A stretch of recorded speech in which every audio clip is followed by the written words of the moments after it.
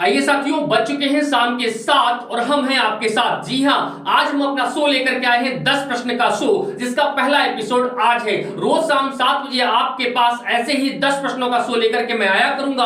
आपको जज करना उन 10 प्रश्नों में से कितने प्रश्नों के सही जवाब पता थे, जो सामान्य अध्ययन के अलग अलग विषय या अलग अलग टॉपिक से हुआ करेंगे। आप यहां से अपनी तैयारी को भी जज कर सकते हैं कि आपकी तैयारी कैसी चल रही है। और इन 10 प्रश्नों में भी हम बहुत ज्यादा डिटेल में आपको नहीं समझाएंगे, केवल प्रश्न होगा और उनका आंसर बताएंगे। उद्देश्य केवल इतना है कि आप अपने आप को जज कर पाए कि आपकी तैयारी कैसी चल रही। तो बिना समय बर्बाद किए चलिए शुरुआत करते हैं हम अपने आज के शो 10 प्रश्नों के शो की। पहला प्रश्न हमारा आज का है कि राज्यपाल का कार्यकाल कितने वर्ष का होता है। थोड़ा सा दिमाग लगा के बताइएगा कि राज्यपाल का कार्यकाल कितने वर्ष का होता है। सोचिए। तो इसका सही जवाब होगा 5 वर्षों का। ऑप्शन के आधार पर आपको जवाब देना है, ये ध्यान रखिएगा। अगला प्रश्न है कि भारत का पहला अराजनीतिक राष्ट्रपति कौन था। विकल्प आपके सामने है, सही जवाब क्या होगा।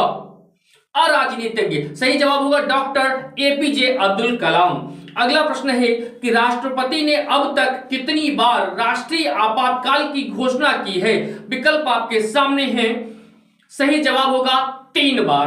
अगला प्रश्न साथियों, प्रश्न है कि भारत के राष्ट्रपति के लिए निर्धारित अधिकतम आयु सीमा क्या है। तो याद रखिएगा, भारत के राष्ट्रपति के लिए निर्धारित अधिकतम आयु सीमा, प्रश्न आपने देख लिया होगा, विकल्प आपने देख लिए होंगे, आंसर भी आपने तय कर लिया होगा।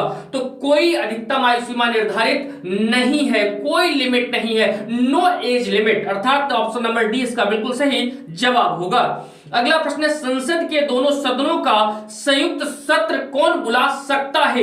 विकल्प आपके सामने है, चयन आपको करना है। कह रहा है कि संसद के दोनों सदनों का संयुक्त सत्र कौन बुला सकता है। तो आप जान लीजिए, इसका सही जवाब होगा ए, यानी कि राष्ट्रपति। यही एक जानकारी और ले लीजिएगा, संसद के दोनों सत्रों को बुला तो राष्ट्रपति सकता है, लेकिन इसकी जो अध्यक्षता होती है वो लोकसभा अध्यक्ष करता है, ये ध्यान रखिएगा। अगला प्रश्न है कि प्रेस की स्वतंत्रता भारतीय संविधान के किस अनुच्छेद में मिलती है।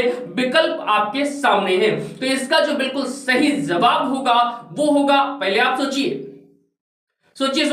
इसका बिल्कुल सही जवाब होगा ऑप्शन नंबर ए, यानी कि अनुच्छेद 19। अगला प्रश्न आपके साथ है, अशोक मेहता समिति ने पंचायती राज के लिए किस प्रतिमान की संस्तुति की थी। विकल्प आपके सामने है, जरा सोचिए क्या होगा आंसर, जल्दी से दिमाग लगाइए।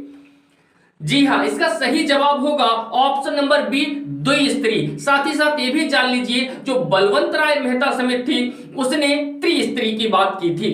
अगला प्रश्न है कि भारत में पंचायती राज व्यवस्था सर्वप्रथम, राजस्थान तो याद होगा इसलिए प्रश्न बदल दिया, राजस्थान और डट डट डट डट में प्रारंभ की गई थी। जरा लगाइए दिमाग, चारों विकल्प में से क्या होगा। तो राजस्थान के साथ साथ और कौन सा राज्य है, लगाइए दिमाग। तो सही जवाब होगा आंध्र प्रदेश। अगला प्रश्न है, मौलिक कर्तव्यों का उल्लेख इसमें किया गया है, किसमें किया गया है, जरा बताइए। विकल्प आपके सामने है। तो मौलिक कर्तव्यों का उल्लेख किसमें किया गया है, इसका सही जवाब होगा भाग 3। जी हां, ऑप्शन नंबर सी, भाग 3 इसका बिल्कुल सही जवाब होगा। अगला प्रश्न है, भारतीय संविधान के निम्नलिखित में से किस अनुच्छेद में मौलिक कर्तव्य शामिल है। भारतीय संविधान के निम्नलिखित में से किस अनुच्छेद में मौलिक कर्तव्य शामिल है, और विकल्प आपके सामने है। इसका सही जवाब होगा, पहले आप सोचिए। ठीक है, अब मैं बताऊं, 51A। क्या होगा सही जवाब, 51A। अब हो गए आपके 10 सवाल। कितने नंबर आपने पाए कमेंट में बताइएगा। एक क्वेश्चन एसडब्ल्यू के लिए जो कल शाम 7 बजे अपने 10 प्रश्नों के शो में पहले वो बताऊंगा, फिर 10 प्रश्न। होमवर्क के लिए क्वेश्चन है कि हिमाचल प्रदेश को पूर्ण राज्य का दर्जा कब दिया गया था। आप लोग जवाब अपने कमेंट बॉक्स में जरूर बताइएगा।